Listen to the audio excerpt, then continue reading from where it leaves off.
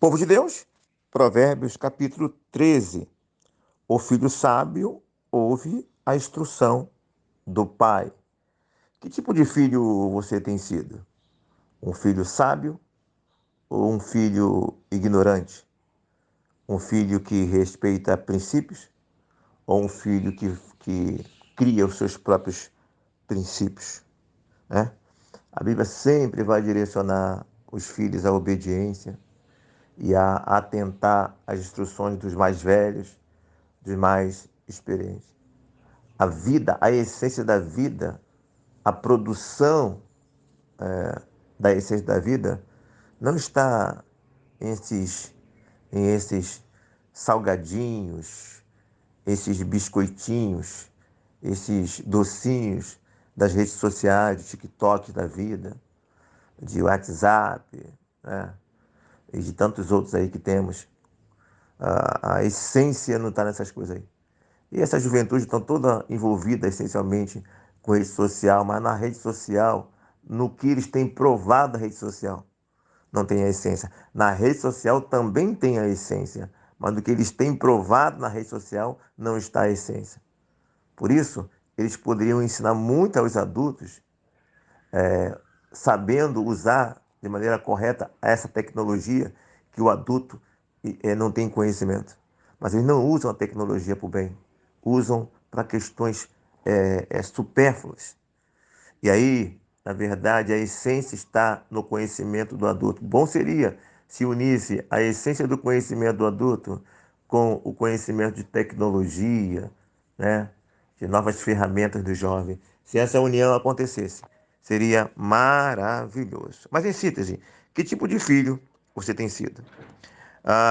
Versículo 3. O que guarda a boca conserva a sua alma, mas o que muito abre os lábios, a si mesmo se arruína. Observe, assim como aconteceu no livro de Salmos, os ensinos eles vão se repetindo, vão dando ênfase. E mais uma vez aqui, o provérbio fala sobre a questão do uso da língua. E mais uma vez nós falamos, duas orelhas e uma boca. A natureza nos ensinando que nós devemos ouvir mais e falar menos. E o texto fala muito sobre isso. O provérbio fala muito sobre isso.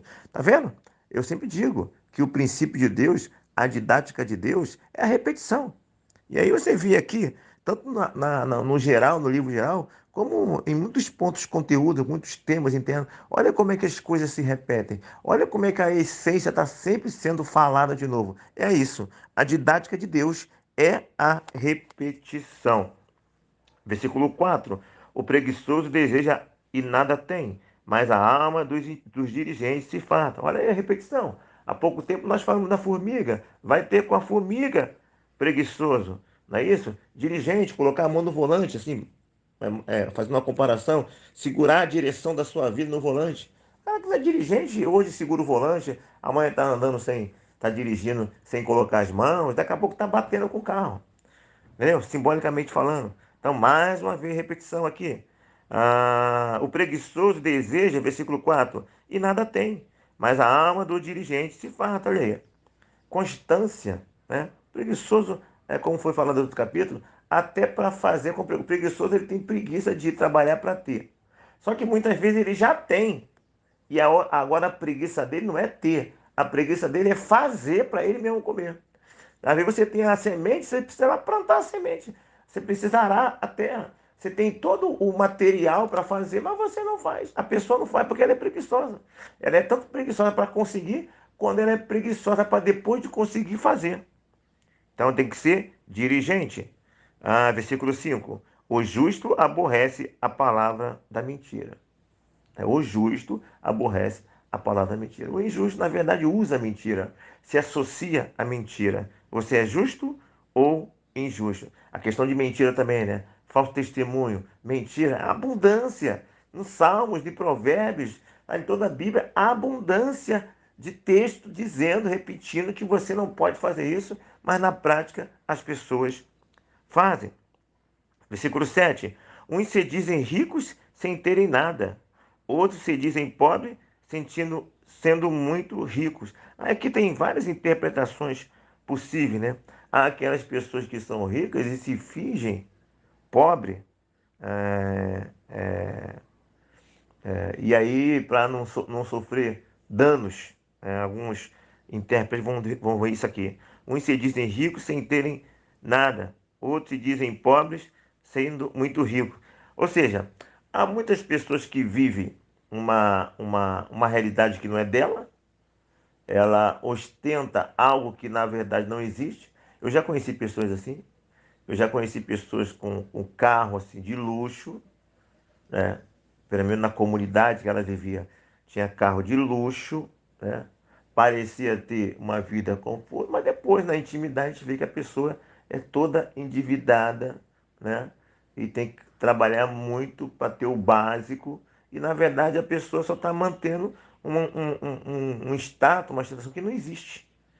Então são muitas pessoas se dizem, se mostram ricos, né? Mas na verdade não tem nada. E há aqueles que são pobres sendo muito ricos. Aí, no caso aqui, nós temos o sentido, vamos dizer assim, fazendo aquela comparação técnica, aquele sentido espiritual e o sentido material, vamos dizer assim. Porque há pessoas que são ricas e não se mostram ricas, têm até uma vida muito simples para evitar danos, porque a riqueza também traz prejuízo, né? A riqueza desperta o ladrão para se levantar contra. Um carrão, ele é muito legal, mas também ele gera muito mais possibilidade de assalto. Então, a pessoa rica, ela não quer passar, aumentar o seu perigo, ela se faz de pobre, ela vive dentro de uma pobreza que, na verdade, ela não tem. Ela é rica e ela se faz de pobre, ela vive como pobre para evitar consequências. E também tem a questão espiritual, né? Aquele que na verdade é rico materialmente, mas na verdade é pobre espiritualmente. E aquele que é pobre espiritualmente e é materialmente, mas na verdade é rico espiritualmente. Lá em uma das igrejas de Apocalipse, né? Esqueci qual é a igreja agora, não sei se é. Não é Esmirna, não. Não sei se é Laodiceia. Tem uma dessas igrejas lá que você diz que é rica, mas na verdade tu é pobre. Né? Você é pobre. E a outra, diziam que ela era pobre, eu acho que a Apocalipse também tem esse contraste. E na verdade ela era rica. Porque a maior riqueza é a riqueza espiritual, não a material, não é isso? Fazendo essa divisão técnica aí. Então é isso que o texto aqui está dizendo. Versículo 7. Uns se dizem. Não, versículo 7 foi agora. Versículo 12. A esperança que se adia faz adoecer o coração, mas o desejo cumprido é a árvore da vida. Olha aqui também o que diz o versículo 19, em conjunto, em comparação com o versículo 12. Olha o versículo 19. O desejo que se cumpre agrada a alma. Viu? Só o começo do versículo 19. Então, quando nós realizamos nossos sonhos, nós ficamos felizes. Né? Quando nós projetamos alguma coisa para a nossa vida, aquilo acontece, aquilo refrigera a nossa alma, aquilo dá um ânimo a nós. Agora, quando não acontece, ou então quando demora, aí adoece o coração, aí vem lá a mesma palavra do capítulo 12, versículo 25, que nós lemos ontem, né? A ansiedade no coração do homem o abate, mas a boa palavra o alegra. Então, quando você não realiza um sonho, um projeto, aí vem a ansiedade, não é isso? O negócio fica demorando, e aí o coração começa a esmorecer. Não é isso? Começa a esmorecer. Mais uma vez, nós estamos aqui no ano de 2022. Não sei quando você vai estar vendo essa palavra. Eu sei que o grupo da igreja vai estar tendo contato com essa palavra rápida, mas não sei que você que está no nosso canal aí, em que tempo você vai ouvir essa palavra. Mas nós estamos no ano de 2022, ano das eleições presidenciais. E aí, em determinado momento, o pessoal está ansioso, está esperançoso, aí daqui a pouco a esperança não acontece da maneira que se espera, o coração se abate. Não é isso? E aí fica na espera, será que vai acontecer? Vai acontecer isso? Vai acontecer aquilo? E aí, enquanto não acontecer, o coração se abate. E se não acontecer, o coração se abate. Essa é a realidade do ser humano. E o provérbio está dizendo isso. É isso. Qual é a tua esperança, meu irmão? Minha irmã? O que está de projeto no teu coração? O que você tem sonhado? Vamos orar aqui de acordo com a palavra? Às vezes, quando nós oramos de acordo com a palavra, não é isso? Vamos dar uma parada e vamos orar de acordo com a palavra? Pai, aqui está o texto da tua palavra. Ela está dizendo que a esperança que se adia faz adoecer o coração. Eu, como teu servo, eu tenho projetos, eu tenho sonhos, que já estão no meu coração há algum tempo. Nós temos trabalhado para isso. A tua serva que está orando agora, ela já tem orado ao Senhor. E também ela tem sonhos. Ela tem projeto. O teu servo tem a tua serva. Ela tem colocado, ela tem trabalhado em função disso. E até agora o sonho não aconteceu. O projeto ainda não se realizou, Pai. Ó, Pai, nós vamos pedir ao Senhor que o Senhor venha alegrar o nosso coração. Que o Senhor venha realizar em nossas vidas aqueles sonhos que o Senhor sabe que são bons para a gente. É claro, se for bom para a gente, Pai. Nós sabemos sim que muitas vezes pedimos, não recebemos, porque pedimos mal. Ó Deus, mas naquilo que o Senhor entende que é bom para o teu reino, para a nossa vida, para a nossa realização. Se não houver nenhum impedimento para o Evangelho, se não houver nenhum impedimento para a nossa verdadeira felicidade, nosso objetivo, nós pedimos ao Senhor, Pai, realize os nossos sonhos, o sonho da tua serva, o sonho do teu servo, o meu sonho, os nossos sonhos. Alegre o nosso coração, Pai, nós pedimos, em nome de Jesus. Alegre o nosso coração. Espírito Santo, medi por nós com gemidos inexprimíveis, porque nós não sabemos como orar. Anjos do Senhor, que são ministradores em nosso favor, venha, haja, seja bem-vindo, haja de acordo com a liberdade do Pai. Nós oramos ao Pai de acordo com a tua palavra e esperamos o teu agir em nós para que o nosso coração venha a ser alegre, venha a se alegrar com realizações. É a minha, é a nossa oração, em o nome santo de Jesus. Amém e amém. Versículo, meu irmão, 13. O que despreza a palavra, a ela se apenhora, mas o que teme o mandamento será galardoado. O que é o penhor, hein? Você tem um bem, você vai no banco, eu preciso de um dinheiro emprestado. E o bem que você tem é maior do que o dinheiro emprestado. Você não quer o dinheiro emprestado, você quer o seu bem. Aí você deixa lá como garantia. Aí você usa aquele bem. Mas você vai começar a trabalhar para que você possa devolver aquele dinheiro, porque o bem que você deixou lá é muito maior que o dinheiro que você pegou. Não é isso? Então aquele que despreza a palavra é o bem maior. A palavra é o bem maior. Então quando você despreza a palavra, você despreza em função, você abre mão em função de alguma coisa que é inferior à palavra. Entendeu? Então, você só vai ter aquilo que é muito superior ao que você decidiu ter, abrindo mão da palavra, se você se voltar para essa palavra de novo. Você só vai ter a felicidade. Presta atenção aqui, ó. Você só vai ter a felicidade se você se voltar para a palavra, que é o teu galardão maior.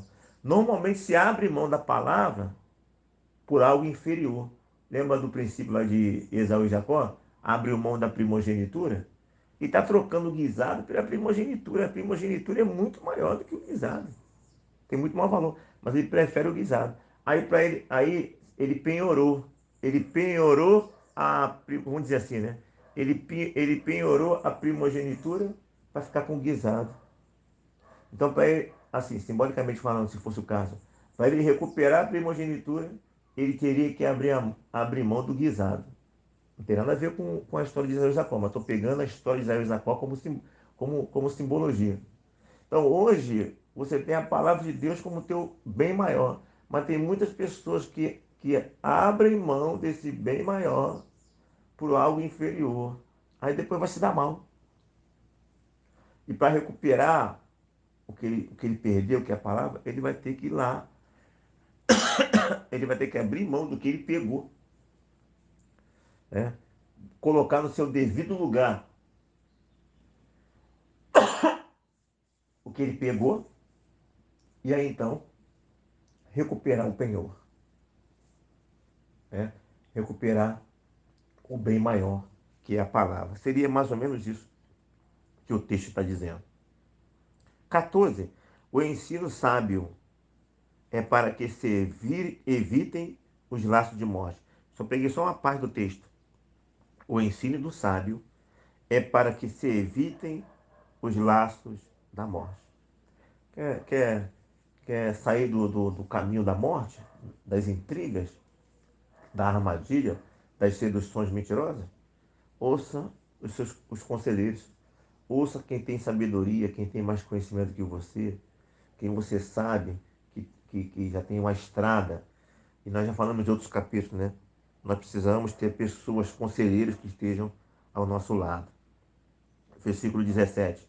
O mau mensageiro se precipita no mal, mas o embaixador fiel é medicina. Naquela época não tinha correio, né? Não tinha internet, e tinha uma pessoa que tinha a função de fazer a parte de carteiro, né? De mensageiro, levar a mensagem longe. E muitas vezes esse mensageiro ele se desviava da sua função. Por exemplo, e tinha que levar um negócio para chegar a tanto dia, lugar, e no meio do caminho aí encontra uma mulher, encontra uma farra, é isso? Encontra um desvio de. Ele não foi lá para encontrar mulher na rua. Encontra uma prostituta, daqui a pouco era para levar 2 dias, levou 4. É um mau mensageiro. Ele não está focado no seu serviço. Agora o que está focado, que ele é o embaixador, né? Porque o mensageiro é o embaixador, ele representa alguém. Ele está focado, ele vai no caminho, aí vem prostituta, vem alguma coisa. Não, ele está focado. Jesus Cristo uma vez falou assim, ó, na missão que vocês vão pregar o evangelho, não saudeis a ninguém pelo caminho. Por quê? Porque a saudação antigamente era só oh, bom dia, ou boa tarde e ir embora, não. Tinha que conversar, entrava, batia papo, aí daqui a pouco já estava desviando o foco. Então, não saudeis a ninguém pelo caminho. Vá pregar o evangelho, ou seja, não perca tempo. Não desvie o seu foco. É o que está dizendo aqui. Há pessoas que desviam o foco. Fazendo uma aplicação, algumas pessoas fazem uma aplicação mais moderna, né, nos tempos modernos, aí aplica o mensageiro aqui ao pastor, ao pregador da palavra. Originalmente não é isso. Mas sim, podemos fazer uma aplicação no dia de hoje, é aquele que prega a palavra, né? Ou seja, o mau mensageiro é aquele que na verdade faz de maneira relaxada, né? Não é um momento que ele passa de repente. Que todo pregador, todo pastor, todo ser humano passa momentos de desânimo, né? E ele pode passar momentos onde ele vai pregar porque ele tem que pregar. Isso aí são momentos que podem acontecer na vida de um pregador. Agora, nós estamos falando aqui daquele que quanto mais ali, aquele que é relaxado e relaxado sempre. Não dá o devido valor. Então ele é ruim. O outro não, o outro faz direitinho, o outro se preocupa em fazer alguma coisa séria e assim faz. E você que participa da nossa devocional, que tipo de mensageiro tem sido você? Você se dedica? Você faz com responsabilidade, sabendo que você está levando a palavra do Senhor? Ou você é um mau mensageiro? É algo que você mesmo tem que responder. Só você pode responder, apesar de nós termos indícios de quem são os maus mensageiros e de quem são os bons mensageiros. Mas indício é uma coisa, fato é só você que pode falar. É só Deus e você que sabe. 18, né? Nós falamos aqui há pouco, ali em cima. Pobreza e afronta sobrevém ao que rejeita a instrução, mas o que guarda a repreensão será honrado. Já falamos várias vezes sobre isso no provérbio. E o versículo 19 já foi citado, né? O desejo que se cumpre agrada a alma. Nós oramos de acordo com a palavra, com base no versículo 12 e versículo 19. Versículo 20. Quem anda com os sábios será sábio, mas o companheiro dos insensatos se tornará mau. Em outro provérbio fala o seguinte: ande com os sábios e será sábio, mas o companheiro do tolo será afligido. Inclusive, eu estou achando até estranho porque não tem aqui uma notinha de rodapé, Porque tem um provérbio que fala sobre isso, que eu acho que nós já lemos ele. Né? Aqui está dizendo o seguinte: quem anda com os sábios, versículo 20, quem anda com os sábios será sábio, mas o companheiro dos insensatos se tornará mau. O outro provérbio vai falar o seguinte: anda com os sábios e serás sábio, mas o companheiro do tolo será afligido. Com quem você tem andado? Diga-me com quem andas, mais uma vez, e te direi quem tu és. Entendeu? Não tem esse negócio de, igual os adolescentes falam sempre, nós já falamos aqui. Filho, olha o que você está dando, essa pessoa faz isso e. É, mãe, olha, pai, mas é ele que faz, eu não faço isso, é ele que faz. Ah, mas você está andando com ele. Eu sei, mas eu estou andando, mas eu não faço isso. Você não faz, mas está andando com quem faz. E na hora, filho, na verdade, se você está andando, você não está vendo muita coisa de errado. É complicado você estar andando com uma pessoa que faz coisa errada e você não se incomodar com isso. Se a polícia bater e for preso, não vai querer saber de que quem não fez, quem não fez. Está junto, é companheiro, é cúmplice. Você erra não só em fazer, mas você erra também quando você anda junto, porque de alguma maneira você está contribuindo com o mal. É isso? Você está contribuindo com o mal. Você tem que condenar o mal. Você tem que proclamar o mal. Entendeu? Você tem que se posicionar. É isso? Se posicionar. Então a pessoa ela precisa entender que o mal que ela está cometendo faz com que ela tenha pouca amizade, pouco relacionamento. Agora, se ela faz o mal e ela tem muito relacionamento, quem tem muito relacionamento com quem faz o mal, declaradamente mal, está ajudando, está contribuindo. Porque está indiretamente dizendo que aquilo não é mal. Mesmo que entenda que é mal, se não se comporta de acordo com contrário àquilo que é mal, se não se comporta de maneira prática, vai dar a entender que concorda. Acaba sendo cúmplice do negócio. Ok? Versículo 24. O que retém a vara aborrece a seu filho, mas o que o ama, cedo o disciplina. Tá aí a palavra. Ou nós vamos ficar com a palavra, ou nós vamos ficar com leis humanas. Não está se falando de espancamento. Não está se falando de tortura. Está se falando de disciplina. Porque tem situação, filho, se o cinto não comer solto, já era. Se chinelo não arder o lombo, já era, filho. Lembra de uma vez nós discutimos isso na igreja? Aí alguém falou assim, eu não acho certo disciplinar bater, não. Eu acho certo tirar alguma coisa. O outro falou lá, eu nunca bati no meu filho. Nunca? Ah, tem alguma coisa errada aí. Rapaz, se uma pessoa nunca apanhou, eu quero conhecer essa pessoa, porque uma pessoa excepcional, deve ser um exemplo de vida.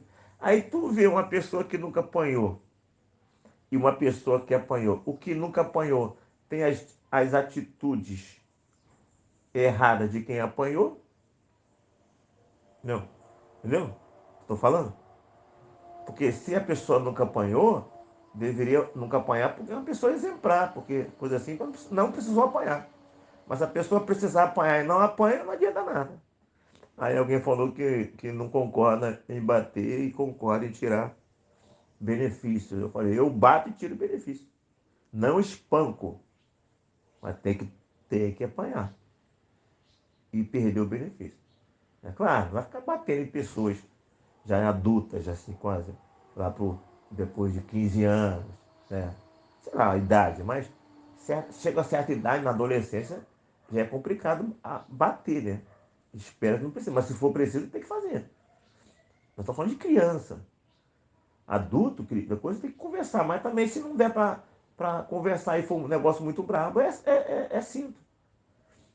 Tente o melhor caminho, mas se o melhor caminho da conversa não resolver, usa-se a disciplina. Disciplina do cinto e disciplina de tirar alguma coisa. No provérbio consta essas duas, consta na verdade a disciplina da vara, tá? Aqui, tá falando aqui, o que retém a vara. Aqui não é o que retém o presente. Aqui não é o que retém a internet, o que retém o celular, o que retém a compra de roupa, o que retém o fazer o cabelo, a unha, não, o que retém dar a mesada, não. Não. Aqui o que retém é a vara. É reter é, o, o lombo esquentado, vamos dizer assim. É isso que está dizendo aqui. Ok? Isso não é bom. Bom, versículo 25.